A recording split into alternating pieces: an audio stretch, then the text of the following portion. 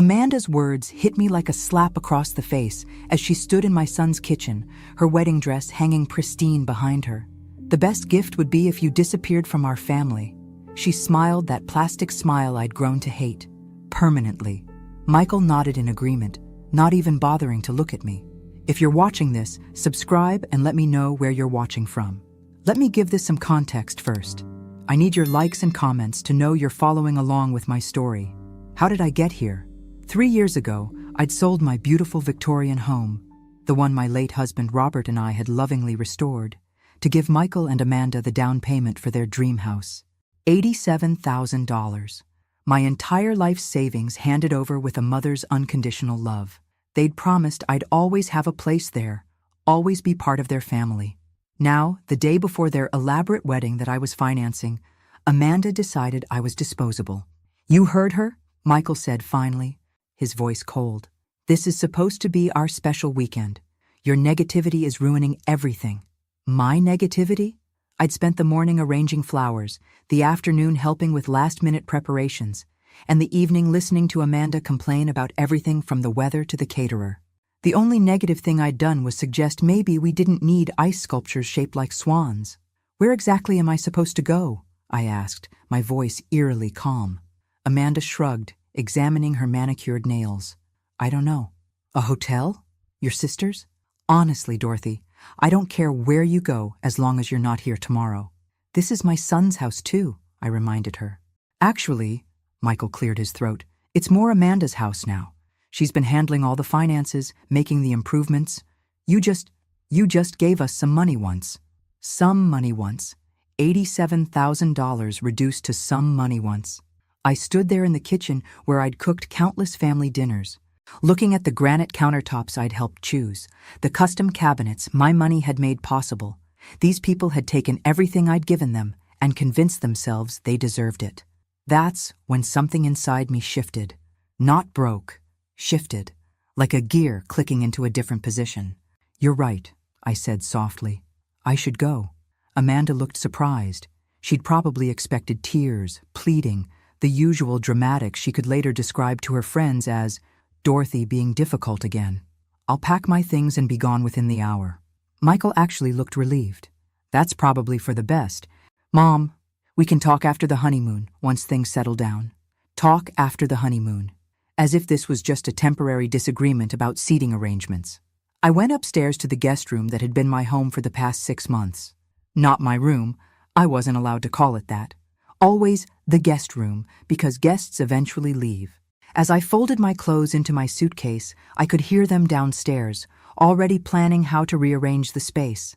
Amanda wanted to turn it into a yoga studio. Michael thought it would make a good office. Neither of them considered that maybe, just maybe, they should feel some guilt about throwing out the woman who'd made their perfect life possible. I paused at Robert's photograph on the nightstand. 43 years of marriage, and he'd never once made me feel unwanted in my own home. "Don't worry, sweetheart," I whispered to his image. "I'm not going down without a fight." But first, I had phone calls to make, sitting in my car outside their house. No, scratch that. Outside the house my money had bought. I pulled out my phone and dialed my lawyer's emergency number. Margaret Chen had been handling my affairs since Robert's death, and she'd warned me about this exact scenario. "Dorothy, it's Saturday evening. Is everything all right?" "Margaret, I need you to pull the documentation on the house purchase." "All of it." A pause. "Has something happened with Michael and Amanda?" I told her everything. Amanda's ultimatum, Michael's betrayal, the casual way they'd dismissed my contribution as some money once. Margaret listened without interruption, though I could hear her typing furiously. "Dorothy, I've been worried about this for months. The way they've been treating your investment as a gift rather than what it actually was." "What do you mean, what it actually was?" Another pause, longer this time. "You don't remember signing those additional documents? The ones I insisted on after you expressed concerns about Amanda's spending habits." My heart started beating faster. "Margaret, please tell me you protected me somehow." "Oh, honey, the $87,000 wasn't a gift. Legally, it was a loan with your name on the deed as co-owner. Amanda never signed the acknowledgement forms I sent over. In the eyes of the law, you own 35% of that house." I nearly dropped the phone. "Are you serious?" dead serious. Amanda kept forgetting to sign the paperwork, and you were so focused on keeping peace in the family that you never pressed the issue. But the mortgage company has you listed as a co-borrower. The deed shows your ownership stake. It's all completely legal and binding. Through the kitchen window, I could see Amanda showing off her wedding dress to someone on video chat, probably her mother. She was laughing, gesticulating wildly, completely oblivious to the conversation that was about to change her life. Margaret, hypothetically speaking, what would happen if I wanted to sell my share of the house? Well, as a co-owner, you'd have every right to force a sale. The other owners would have first right of refusal, of course. They could buy you out at current market value. And if they couldn't afford to buy me out, then the house goes on the market and the proceeds are split according to ownership percentages. I watched Michael appear in the kitchen window, opening a bottle of champagne, celebrating their freedom from the burdensome mother, no doubt. Margaret, I need you to prepare a notice of intent to sell. I want it delivered first thing Monday morning. Dorothy, are you sure about this? Once we start this process, I've never been more sure of anything in my life. They want me to disappear? Fine, but I'm taking my 35% with me. After hanging up, I sat in the growing darkness, watching my son and his fiancée toast their future in the house I'd made possible. They had no idea that in less than 48 hours, their perfect little world was going to crumble. But first, I had one more call to make. Sunset Gardens Country Club, this is Jessica. Hi, Jessica. This is Dorothy Mitchell. I need to speak with your catering manager about tomorrow's wedding reception. Oh, Mrs. Mitchell, how exciting. The wedding's tomorrow, isn't it? How can I help you? I'm afraid there's been a change of plans. I need to cancel the reception. Cancel? But ma'am, it's less than 24 hours away. The food has been prepared, the staff scheduled. I understand, and I'm prepared to pay the cancellation fees. The thing is, I'm the one who signed the contract and put down the deposit. I believe I have the right to make changes. A rustling of papers. Let me check. Yes, the contract is under your name with your credit card information. But surely you want to speak with the bride and groom first? No need. I'm making an executive decision. Please cancel everything. Mrs. Mitchell, with respect, this seems like something that should involve the happy couple. I watched Amanda through the window, now trying on her veil for what had to be the 100th time today. The happy couple made it very clear that my involvement in their lives is no longer welcome, so I'm simply honoring their wishes. 20 minutes later, I was checked into the Hampton Inn across town, ordering room service and feeling something I hadn't experienced in years. The satisfaction of taking control of my own life. My phone started ringing at 11:47 p.m. What did you do? Amanda's voice screeched through the phone so loudly I had to hold it away from my ear. I honored your request, I said calmly, muting the TV in my hotel room. You wanted me to disappear, so I disappeared. The country club called. They said you canceled our reception. Our wedding reception, Dorothy. There are 200 people expecting dinner tomorrow. I'm sure there are. That does sound like a problem. Michael grabbed the phone. Mom, this is insane. You can't just cancel our wedding because you're upset about sleeping arrangements. I didn't cancel your wedding. Sweetheart, you can still get married. I just canceled the reception I was paying for. You know, the one that was costing me $14,000. Silence. I'd never mentioned the cost before, always deflecting when they asked about money. Let me be their generous mother, while they remained blissfully unaware of the sacrifices involved. 14,000? Amanda's voice was faint now. The reception, the flowers, the photographer, the band. Did you think it was all free? Did you think money just materialized because you two decided to have a fairy tale wedding? But we can't tell 200 people there's no reception, Michael stammered. You're resourceful adults. I'm sure you'll figure something out. McDonald's caters now, I hear. Amanda was crying now, ugly sobbing sounds that might have made me feel guilty 6 months ago. Now they just sounded like the tantrums she'd been throwing since the engagement started. How could you do this to us? We trusted you. Trusted me? You literally told me to disappear from your family. I'm simply complying with your request. I didn't mean forever, Amanda wailed. I just meant for the weekend. Ah, I see. So I was supposed to psychically understand that when you said permanently, you actually meant temporarily. My mistake. Michael tried a different approach. Mom, please. We can talk about this like adults. Come back to the house and let's work this out. The house where I'm no longer welcome? The house where my presence ruins everything? I don't think so. Where are you even staying? Amanda demanded. That's not really your concern anymore, is it? You made it quite clear that my living arrangements are my problem to solve. I could hear frantic whispering in the background, probably them trying to figure out how to undo the mess they'd created. Can you at least call the country club back? Michael pleaded. Maybe if you explain it was a misunderstanding. It wasn't a misunderstanding. It was a very clear business decision made by the person who was paying for everything. But what about our guests? What about Amanda's family flying in from California? What about them? You're still getting married. They can still witness that. They just won't get a free dinner afterward. Amanda grabbed the phone back. You're being vindictive and cruel. No, sweetie. Vindictive and cruel was telling the woman who's been supporting your dream wedding to disappear from your family. I'm just being fiscally responsible. This will ruin everything. Everyone will think we're broke. Well, now that you mention it, I let that hang in the air for a moment, watching them squirm. Now that you mention it, without my financial support, you probably are going to be broke pretty soon. That's another thing we should discuss. What do you mean? Michael's voice was tight with panic now. I mean, have you actually looked at your household budget lately? Do you know how much your monthly expenses are versus your income? More frantic whispering. Because I've been supplementing your lifestyle in ways you probably haven't even noticed.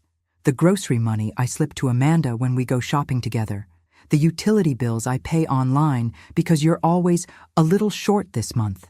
The car repairs, the insurance payments, the little emergencies that keep popping up. Those were gifts, Amanda said weakly. Were they? Because from where I'm sitting, they look more like an allowance. And allowances can be discontinued at any time. The silence stretched so long I thought they'd hung up. Finally, Michael spoke. What do you want, Mom? Now that was interesting. An hour ago they couldn't wait to get rid of me. Now they wanted to negotiate. I want exactly what you offered me. To disappear from your family, permanently, and I want to take my money with me when I go.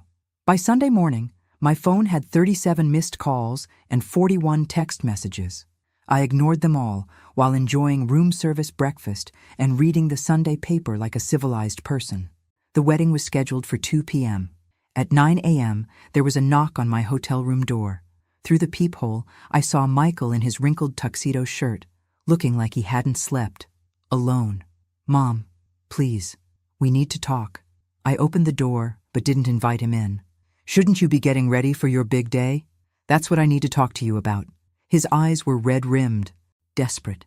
Amanda's having a breakdown. She's locked herself in the bathroom and won't come out. Her mother is threatening to fly back to California. The whole thing is falling apart. I'm sorry to hear that. I hope you work it out. Work it out? Mom, you destroyed our wedding. No, son. I removed my financial support from your wedding. There's a difference. He pushed past me into the room, and I let him. Sometimes you have to let people hang themselves with their own words. This is insane. Over what? A misunderstanding about sleeping arrangements? Sit down, Michael. Something in my tone made him obey. I remained standing, looking down at my 42-year-old son who was finally starting to understand that actions have consequences. This isn't about sleeping arrangements. This is about respect. This is about gratitude. This is about treating the person who made your lifestyle possible like a human being instead of an inconvenience. We've always treated you well. Have you? When was the last time you asked about my life, my interests, my feelings? When was the last time you invited me somewhere because you wanted my company, not because you needed my help? He opened his mouth, then closed it. I'll wait. The silence stretched uncomfortably. When was the last time you called just to talk? When was the last time you remembered my birthday without Facebook reminding you? When was the last time you treated me like your mother instead of your personal bank? That's not fair, isn't it? Michael, in the past year, how much money have I given you and Amanda? I don't know. A few thousand here and there for emergencies. $37,000. His face went white. $37,000 in emergencies and little helps, and just until we get back on our feet, on top of the $87,000 for the house down payment. That's $124,000, Michael, more than most people make in 2 years. We were always planning to pay you back. Were you? Because Amanda's been shopping for a new car. You've been looking at vacation packages to Europe. Neither of you has mentioned paying me back even once. He slumped forward, head in his hands. What do you want from me, Mom? I want you to understand that I'm not your personal ATM. I want you to understand that kindness and generosity aren't infinite resources. And I want you to understand that when you treat someone badly enough for long enough, eventually they stop caring about your problems. So you're punishing us by ruining our wedding day? The casual cruelty in that statement, that my setting boundaries was punishment, confirmed everything I'd been feeling. No, Michael, I'm protecting myself by stopping the pattern of financial abuse. Financial abuse? That's ridiculous. Is it? You've conditioned me to believe that my only value to your family is monetary. You've trained me to expect crumbs of affection in exchange for major financial contributions. You've made me feel guilty for having needs and expectations while you take everything I offer for granted. I sat down across from him, leaning forward so he had to look at me. Yesterday, Amanda told me the best gift I could give your family was to disappear permanently, and you agreed with her. After everything I've done, everything I've sacrificed, you agreed that I should disappear. She didn't mean it. Yes, she did. And so did you. And you know what? You're going to get exactly what you asked for. He looked up sharply. What does that mean? I smiled. And it wasn't a nice smile. It means you better figure out how to pay for your own lifestyle from now on. It means you better hope Amanda's parents are feeling generous. And it means you better start looking at apartments, because the house situation is about to get very complicated. What are you talking about? I'm talking about the legal documents you never bothered to read before your father and I helped you with that down payment. The ones that make me a co-owner of your precious house? The color drained from his face completely. That's right, sweetheart. I own 35% of your house, and I'm about to put it on the market. Michael stared at me like I'd just spoken in ancient Greek.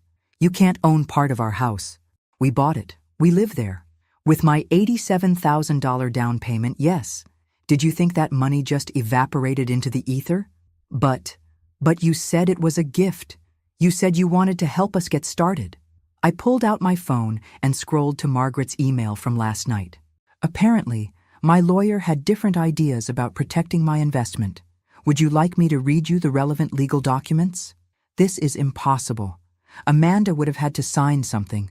Amanda was supposed to sign something. She kept forgetting to return the papers. Margaret kept them on file anyway. Michael was shaking now, either from anger or fear. You planned this.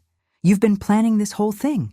Oh, sweetheart, if I'd been planning this, don't you think I would have done it before paying for your wedding? The truth of that seemed to hit him. I'd spent $14,000 on a wedding for people who just told me to disappear. If I'd been scheming, I would have pulled the plug months ago. So what happens now? His voice was small, defeated. Now you have a choice. You can buy out my 35% share at current market value, or we can sell the house and split the proceeds. We can't afford to buy you out. The house is worth $300,000 now. 35% of that is over $100,000. I know, I'm good at math. That's why I have money and you two are always broke. He flinched. We're not broke. We just have a lot of expenses. Michael, your combined household income is $8,000 a month. Your mortgage payment alone is $2,400. Add in car payments, credit cards, utilities, groceries, and Amanda's shopping habit, and you're spending more than you make every single month. How do you know all that? Because I've been making up the difference for the past 3 years. Do you think the money fairy was leaving cash under your pillow? The hotel room phone rang. I answered it while Michael sat there processing his new reality. Mrs. Mitchell, this is Jessica from Sunset Gardens. I have the bride's mother on another line. She's asking about reinstating today's reception. She says she'll pay all the costs if you'll allow us to proceed. I looked at Michael, who was listening with desperate hope in his eyes. That's very generous of her, Jessica, but I'm afraid that won't be possible. Mom, please, Michael started. I held up a hand to silence him. You see, Jessica, there are some family dynamics at play here that make it inappropriate for me to accept payment from other family members for an event I chose to cancel. I understand. Should I tell Mrs. Hayworth that the cancellation stands? Yes, please. And Jessica, send my final bill to this hotel. I'll settle up everything I owe for the inconvenience." After hanging up, I turned back to Michael. "Amanda's mother was willing to pay $14,000 to save your reception. She's been planning this wedding for months. She invited half her country club. How nice for her. Too bad her daughter couldn't manage to be civil to the person who was originally paying for everything." Michael pulled out his phone. "I need to call Amanda. We need to figure out what to do about the house." "Go ahead." "But Michael, when you talk to your wife about our new arrangement, make sure she understands something." He looked up from dialing. "I'm not the same woman who walked out of your house last night. That woman was desperate to keep peace in the family at any cost. This woman is done being taken advantage of. You're really going to force us to sell our home? I'm going to exercise my legal rights as a co-owner. What you do with that information is up to you." He left without another word, probably to deliver the worst news of Amanda's life on what was supposed to be the happiest day. 20 minutes later, my phone rang again. "Dorothy?" Amanda's voice was barely recognizable through her tears. "We need to talk." "No, sweetie, we really don't. You made it very clear yesterday that talking to me wasn't something you were interested in doing." "I was upset. I was stressed about the wedding. I didn't mean what I said." "Of course you were upset. It must be exhausting pretending to tolerate someone you obviously despise." "I don't despise you." "Amanda, in the 3 years since you moved into the house I bought for you, you've never once thanked me. Not once. You've never asked about my life, my interests, my health. You've never invited me to anything unless you needed me to babysit or bring food or write a check." "That's not true. When was the last time you called just to see how I was doing?" Silence. "I'll save you the mental effort. Never. You've never called just to check on me." But you're Michael's mother. Your family. Yesterday you told me the best gift I could give this family was to disappear permanently. Today you're claiming I'm family. Which is it, Amanda?" More crying, the kind of desperate sobbing that once would have made me rush over with tissues and comfort. "Dorothy, please, I'll do anything. I'll apologize publicly. I'll pay you back." "Pay me back with what money? You don't work, remember? You're a full-time homemaker in a house you couldn't afford without my money." "I'll get a job." "That's a great idea. You should definitely do that. But it doesn't change the current situation with the house. What if we agree to pay you back for everything? All the money you've given us over the years?" I almost laughed. "Amanda, honey, you owe me $124,000. At minimum wage, it would take you about 6 years to earn that much. And that's assuming you never spend money on anything else." The silence that followed was the sound of reality finally sinking in. By 4 p.m., they'd called 16 more times. I'd answered exactly none of them. Instead, I was sitting in the hotel restaurant, enjoying a lovely late lunch and watching the local news coverage of a wedding disaster at Sunset Gardens. The reporter didn't mention names, but the footage of Amanda in her wedding dress, crying on the country club steps, was pretty unmistakable. "Excuse me, aren't you Dorothy Mitchell?" I looked up to see a woman about my age with perfectly styled gray hair and kind eyes. She looked familiar, but I couldn't place her. "I'm sorry, do we know each other?" "Barbara Hayworth, Amanda's mother." She gestured to the empty chair across from me. "May I? This should be interesting." Barbara sat down with the practiced grace of someone who'd spent decades handling social crises. "I wanted to thank you." That wasn't what I'd expected. "Thank me?" "For showing my daughter who she really is." The waitress appeared, and Barbara ordered coffee. I waited, curious about where this was going. "I've been worried about Amanda for years," Barbara continued. "The entitlement, the way she treats people she considers beneath her, the complete lack of gratitude for anything. I kept hoping marriage would mature her. And now I've seen how she treats the woman who made her lifestyle possible. And I'm horrified." Barbara's coffee arrived. She sipped it thoughtfully before continuing. "I offered to pay for the reception, not because I support Amanda's behavior, but because I felt responsible for the 200 guests who'd been inconvenienced. But you were right to refuse." "Was I?" My daughter needed to face consequences for her actions. Real consequences. The kind that can't be fixed with daddy's money or mommy's connections. I studied Barbara carefully. There was something refreshing about her directness.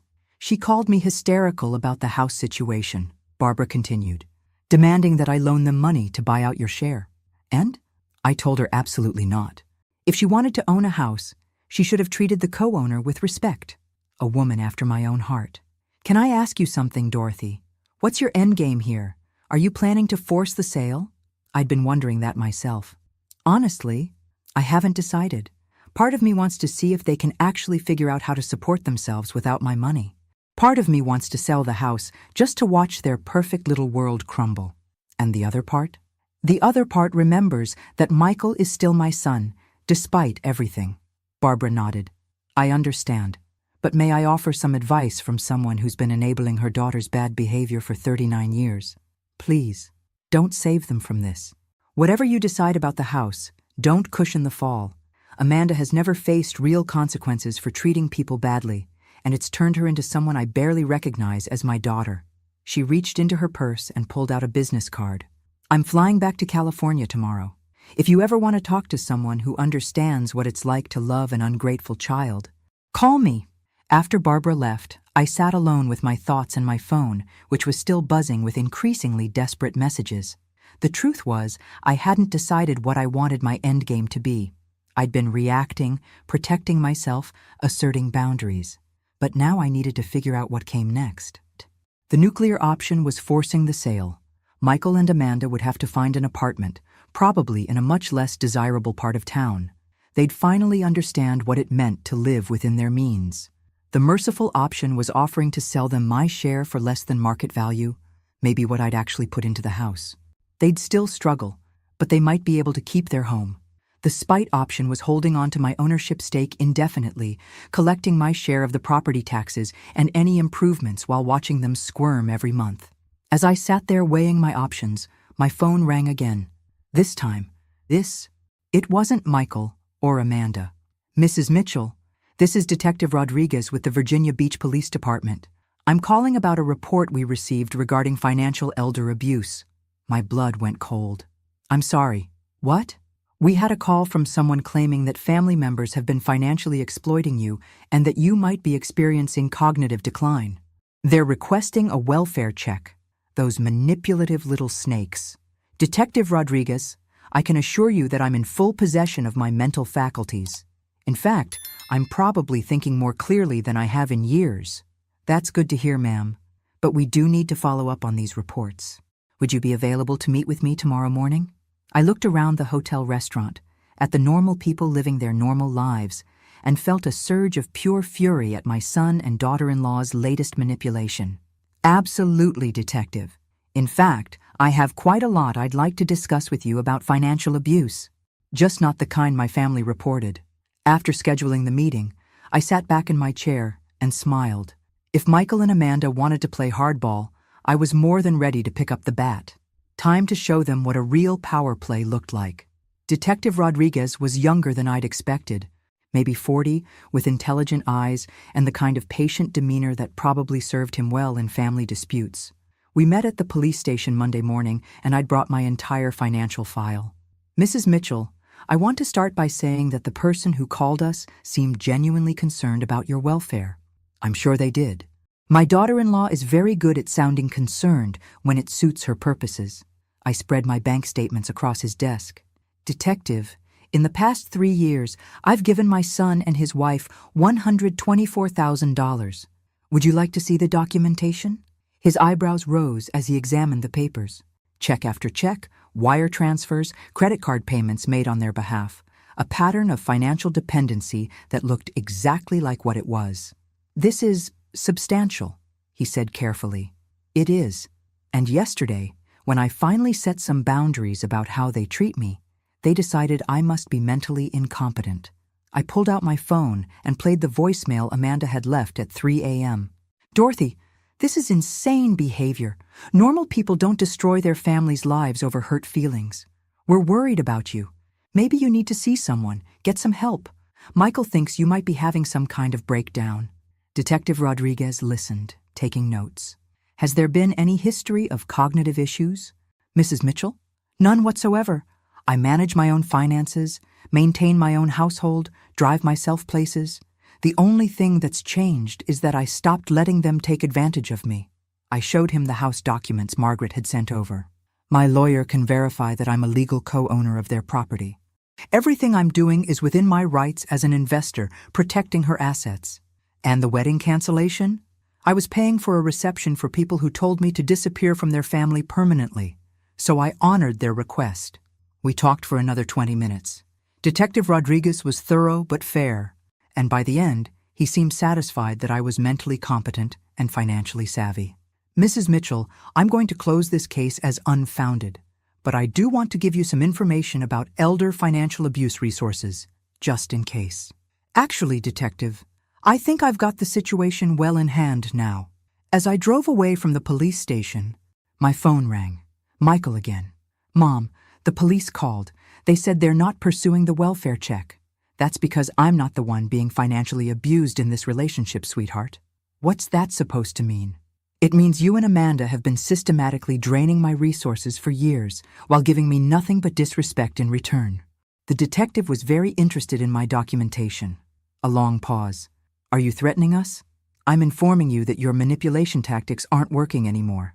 Mom, please, can we just sit down and talk about this like adults? We can, but not at the house I co-own, and not until Amanda apologizes for her behavior. She's sorry. She's been crying for 2 days. Has she? Because the voicemail she left me at 3 this morning suggested she thinks I'm mentally ill, not that she's sorry. Another pause. Where do you want to meet? Margaret Chen's office. Tomorrow at 2 p.m. Bring Amanda and bring a realistic proposal for how you're going to handle the house situation. A proposal?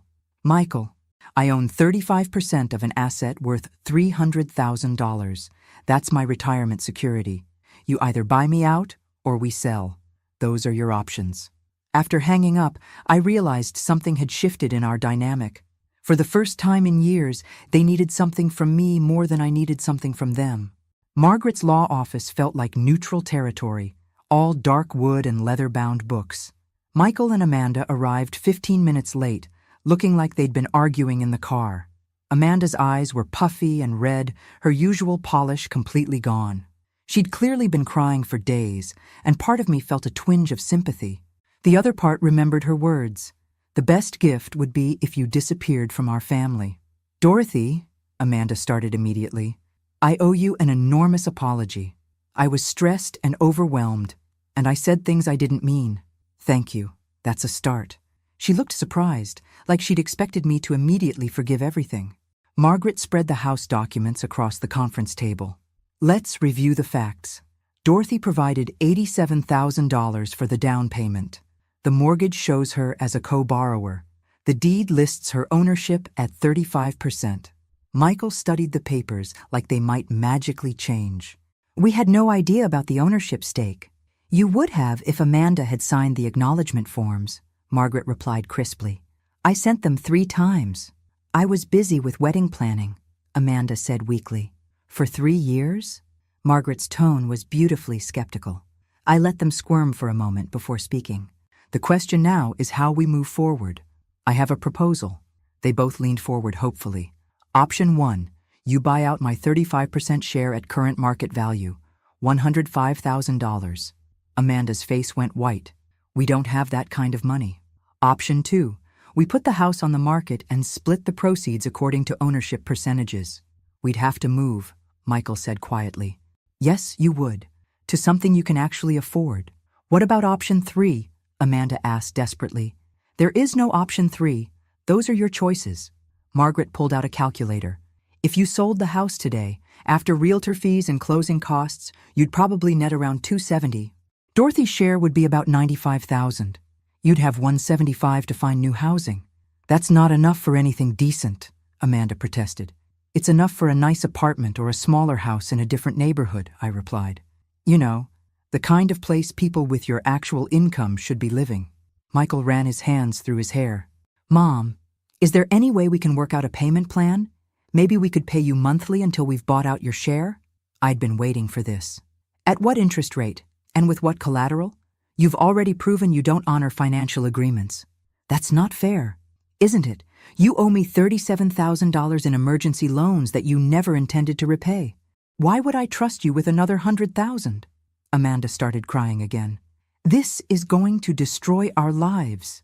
No, Amanda. This is going to force you to live within your means for the first time in your adult life. But what about our credit? What about our reputation?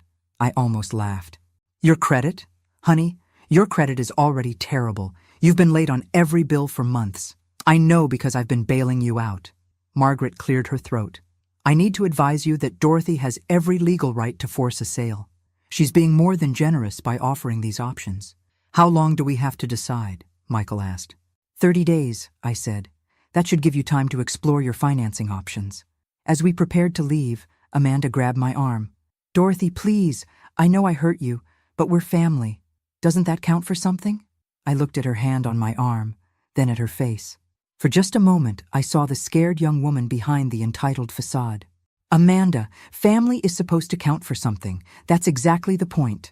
2 weeks into their 30-day deadline, I got an unexpected visitor. Barbara Hayworth stood on my hotel room doorstep with a bottle of wine and a determined expression. I hope you don't mind me dropping by. I got your hotel information from Margaret Chen. I invited her in, curious about what had brought Amanda's mother back to Virginia.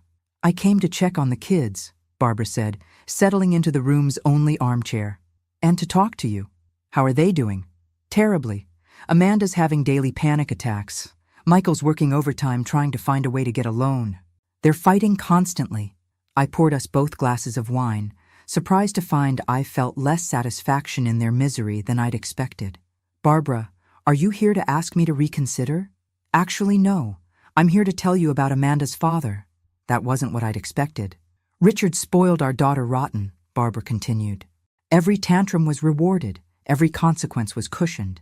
Every failure was someone else's fault. She sipped her wine thoughtfully. When Amanda was 16, she totaled her car driving drunk. Instead of letting her face the legal consequences, Richard hired the best lawyer money could buy and got the charges dropped. Why are you telling me this? Because I've watched my daughter become someone I don't recognize, and I finally understand that her problems aren't going to be solved by more money or more rescuing. Barbara reached into her purse and pulled out a check. Amanda asked me to give you this. It's for $25,000, a good faith payment toward buying out your share. I looked at the check but didn't touch it. And what did you tell her? I told her I wouldn't be her enabler anymore. That check represents Richard's life insurance policy, money I was saving for her inheritance, but I realized that giving it to her would just be repeating the same pattern. She tore the check in half. Barbara, that's a lot of money. Money Amanda hasn't earned and doesn't deserve. Dorothy, I want you to know that whatever you decide about the house, you have my support. Even if it means they lose their home? Especially then. Maybe having to start over will teach Amanda what work and gratitude actually mean. After Barbara left, I sat alone with my thoughts. For 3 years, I'd been Amanda's enabler just as much as her parents had been. Every time I wrote a check to cover their shortfall, I'd been teaching them that there would always be someone to catch them when they fell. The question was, what kind of lesson did I want them to learn now? My phone buzzed with a text from Michael. Mom, we've been approved for a home equity loan that would cover $60,000 toward buying you out. Can we meet to discuss partial payment arrangements for the rest? I stared at the message for a long time. They were trying, which was more than they'd done in years. But a home equity loan meant going deeper into debt, not learning to live responsibly. I typed back, we can discuss it, but I want to see a complete household budget and a realistic plan for paying off all your debts, not just mine. His response came immediately. Anything you want, Mom. We just want to make this right. For the first time since this whole thing started, that sounded like progress. The budget meeting was enlightening in the worst possible way. Michael and Amanda spread their financial documents across Margaret's conference table like evidence of a crime, which in a way they were. Okay, I said, reviewing their monthly expenses.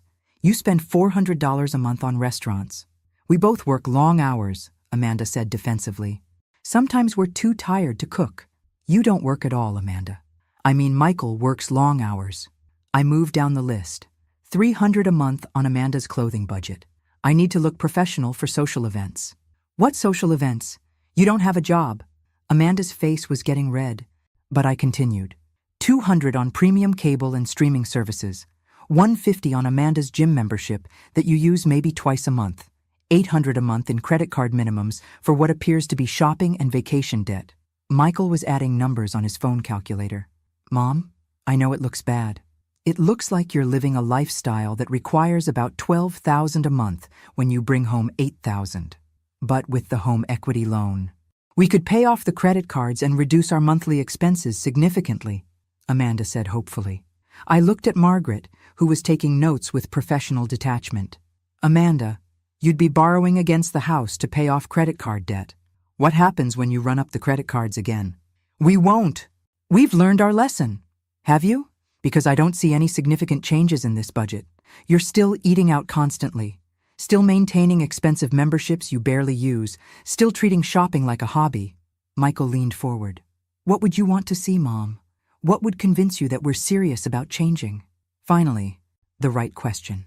I want to see a budget that reflects your actual income. I want to see you cooking at home, canceling unnecessary subscriptions, and Amanda getting a job. A job? Amanda looked horrified. Yes, a job.